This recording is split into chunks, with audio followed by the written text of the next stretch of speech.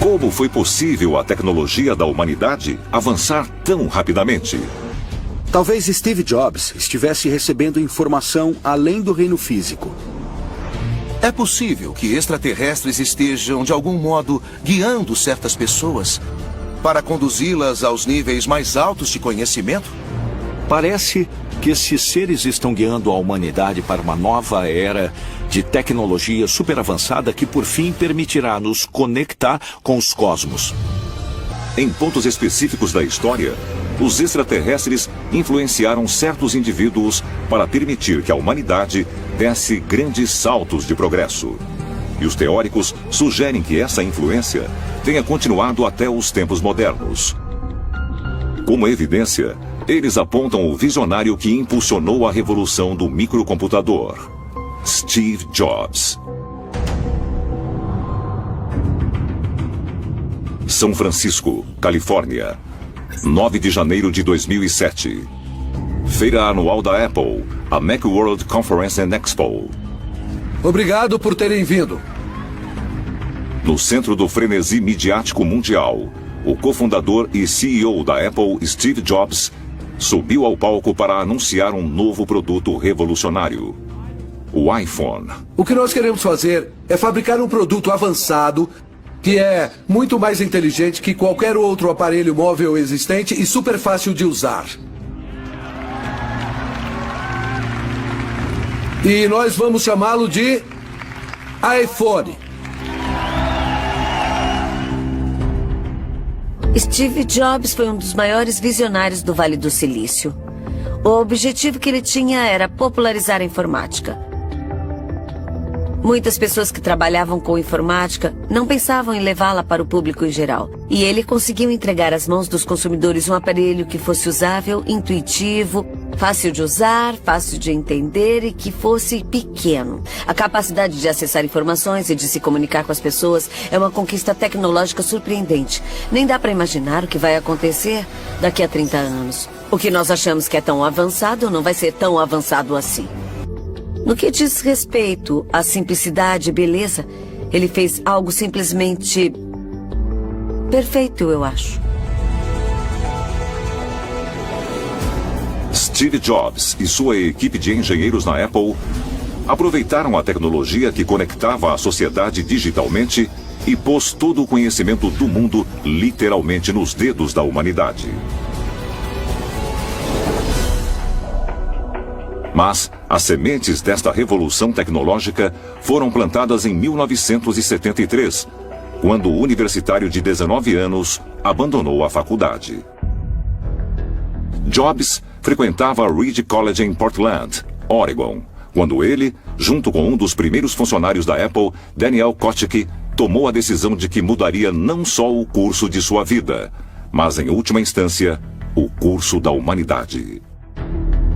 Eu conheci o Steve na Reed College no primeiro mês, mas nossa amizade se desenvolveu porque, 1 ou 2 semanas depois, eu estava andando com um exemplar do livro Be Here Now, e eu estava ansioso para conversar sobre ele. E o Steve conhecia o livro. E esse livro logo nos levou para a autobiografia de um yogi, e para o Ramakrishna e seus discípulos. Como muitos da sua geração, Steve Jobs aderiu ao movimento de iluminismo espiritual que estava se espalhando pelos Estados Unidos na década de 70.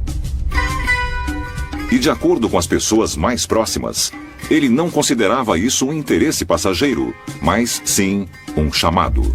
O Steve teve acesso ao livro Cosmic Consciousness e acho que isso fez ele ir além do limite. O livro tinha capítulos sobre grandes gênios da história e como eles eram instruídos, e isso se tornou a sua base.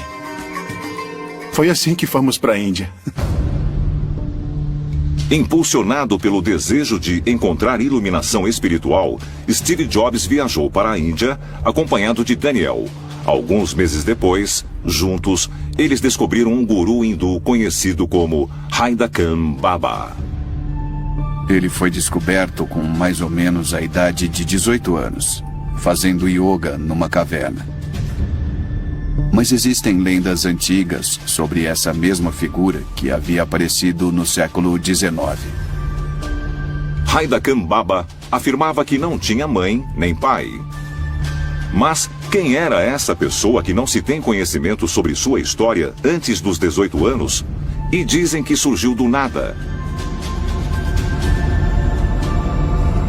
Ele alegava que era um ser imortal, conhecido no hinduísmo como Mahavatar Babaji. Mahavatar significa a grande encarnação. O grande ser encarnado.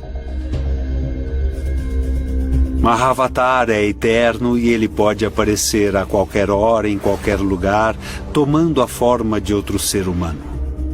Então ele estava aqui para colocar a humanidade num caminho melhor, no caminho do entendimento, no caminho da grandeza. Steve Jobs realmente passou algum tempo com ele. Haidakam Baba, na verdade, fez uma iniciação com ele, dando-lhe um nome espiritual. Esse é um tipo de iniciação tradicional. Então ele foi formalmente iniciado por esse guru. Babaji havia dito que ele era um ser celestial que viera à Terra para ajudar a iluminar o nosso planeta e a nos fazer progredir. E nós temos que perguntar, é possível que Steve Jobs estivesse sendo influenciado telepaticamente por uma entidade extraterrena chamada Babaji? Haidakam Baba afirmou que havia vindo para guiar a humanidade em um caminho mais sublime. E ele se referia a si mesmo como o mensageiro da revolução. Logo depois de retornar aos Estados Unidos, Steve Jobs embarcou em uma própria revolução: o desenvolvimento do microcomputador, junto com o cofundador da Apple, Steve Wozniak. O Steve não fez isso por dinheiro. Ele embarcou nisso com a missão de transformar o mundo. O Apple II foi o primeiro computador pessoal no mercado de massa. Wozniak, é claro, foi o gênio versátil que criou o design completo e todo o software. Mas Steve ganhou crédito por ter muita paixão pelo que ele previu que aconteceria no futuro se ele não desistisse. E é claro, o iPhone é o computador agora que está dominando a vida de todo mundo. Ele transformou tudo mesmo. Steve Jobs continuou a praticar a meditação por toda a vida. Com frequência, ele se refugiava no Tassajara Zen Mountain Center, na Floresta Nacional Los Padres, na Califórnia. E foi aqui, em meditação profunda, que Jobs disse que recebeu a maior parte da inspiração que transformou o mundo moderno. A meditação, de fato, ajuda a se conectar com uma fonte mais sublime, porque dessa forma a pessoa se torna um só com o divino. Então ela poderia, de certo modo, receber o conhecimento ou a sabedoria diretamente da divindade. É possível que Steve Jobs tenha sido guiado por um ser de outro mundo? O próprio Tchaikovsky tinha esse conceito de que os seres humanos haviam nascido nas estrelas. E se você realmente refletir sobre isso, será que esses cientistas vindos da Rússia poderiam ter algum tipo de conhecimento avançado? Será que eles poderiam ter uma comunicação com alguma forma de inteligência extraterrena avançada que estava influenciando a corrida espacial e influenciando esse impulso para fazer a humanidade voltar para as estrelas? É incrível que hoje nós estejamos vivendo em uma época em que apenas 40 ou 50 anos atrás as pessoas sonhavam com o futuro. E aqui estamos nós, vivenciando esse futuro fantasiado. Não tudo, mas muitas coisas. Onde nós estaremos daqui a 50 anos? Eu acho que a ficção científica consegue revelar isso em partes. No final, a ficção científica se tornará fato científico. É claro que o papel da ficção científica em prever o que por fim se tornaria fato científico do mundo não era nenhuma novidade. Grande inovação veio da ficção científica. Arthur C. Clarke imaginou o satélite antes dos engenheiros. Eles estavam lendo ficção científica quando tiveram a ideia de fazer isso, e aconteceu repetidas vezes de um artista criativo ter uma nova ideia para narrar uma história, mas essa ideia veio do inconsciente. Observe Júlio Verne. Volte e leia Júlio Verne. É realmente interessante. Muitas das coisas que nós fizemos ele havia imaginado. E essas ideias saltaram de uma mente humana e depois se tornaram realidade. Eu acho que elas viraram realidade porque as crianças leram essas histórias e por fim cresceram e pensaram, espera um instante, nós temos todas essas capacidades tecnológicas. E se eu conseguir avançá-las para um próximo nível com uma nova invenção? Então a ficção científica pode servir como um caminho direto para a ciência que foi inspirada pela fantasia. Mas muitas das maravilhas científicas modernas são meramente produtos de mentes férteis e imaginações extravagantes? Ou elas têm origem em algum outro lugar, possivelmente a anos-luz de distância? Existe uma teoria interessante. É a ideia de que certos autores cultos de ficção científica podem simplesmente não ter tido as ideias para suas histórias sozinhos, apesar deles poderem ter achado que tiveram essas ideias sozinhos. Talvez haja uma força externa, mostrando-as para eles. Será que os autores e escritores de ficção científica foram inspirados por extraterrestres? Os extraterrestres podem ter dado à humanidade prévias do seu futuro através da ficção científica? E se as mentes criativas do passado tivessem sido capazes de vaticinar as incríveis tecnologias de hoje, então nós deveríamos também interpretar a ficção científica moderna como um guia para onde a humanidade está se dirigindo. Onde nós estaremos daqui a 50 anos? E já que nós estamos falando de ficção científica de hoje, um tema recorrente é o que acontece se nós ganharmos a capacidade de fazer o upload de nossa consciência para algum tipo de computador? É possível que nosso futuro possa estar num reino digital? Eu não ia querer que meus pensamentos fossem levados para um computador, porque então nós realmente vamos virar pó. Este planeta vai parar de existir em 2 segundos, se soubermos o pensamento um do outro. Então existe uma linha tênue que serve como limite entre o que pode e vai garantir nosso futuro e o que pode e será nossa indubitável aniquilação. E as contribuições de Steve Jobs para a revolução do microcomputador deixaram todo o conhecimento coletivo do mundo aos nossos dedos. Mas o trabalho desses visionários e de outros foi realmente conduzido por uma inteligência extraterrena? E se a resposta for afirmativa, com qual finalidade? Nós somos a experiência, eu acredito, de extraterrestres. Eu acho que eles nos criaram para ver como nos desenvolvemos.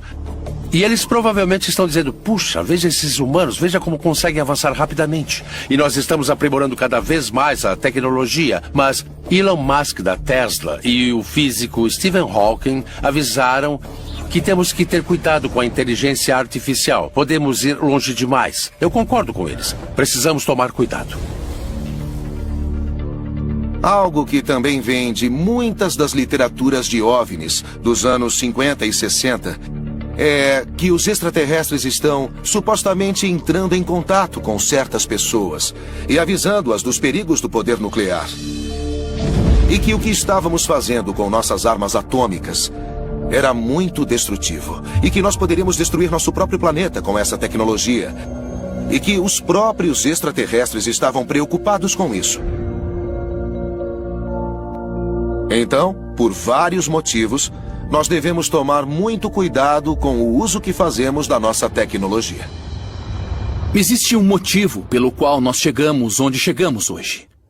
Nós fizemos esses avanços na tecnologia por um e apenas um único motivo: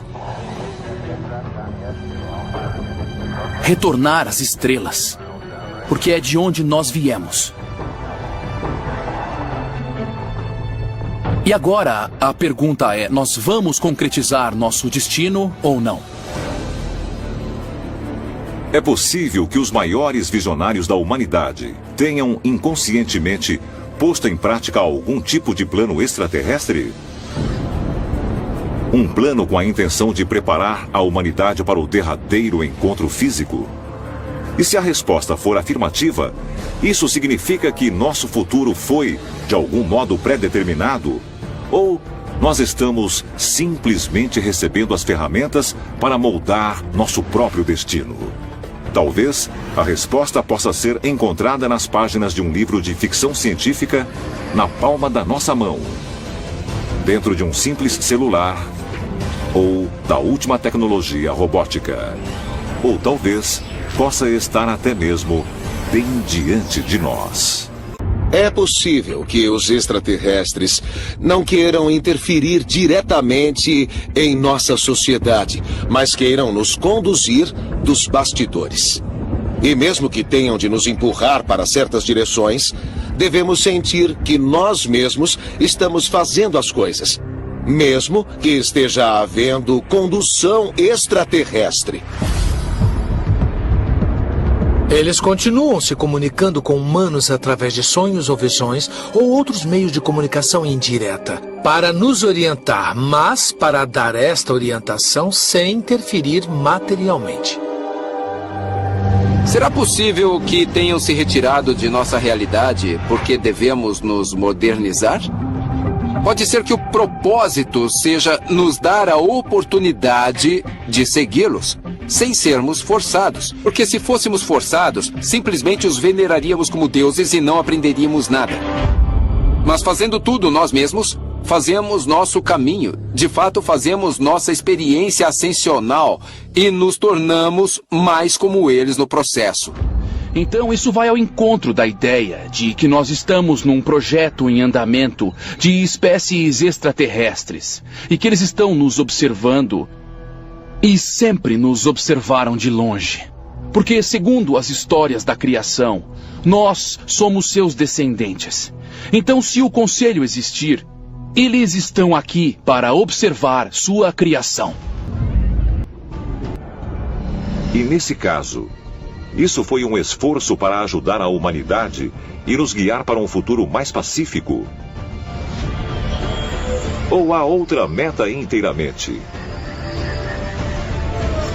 Talvez a meta de evitar que nos tornemos uma ameaça.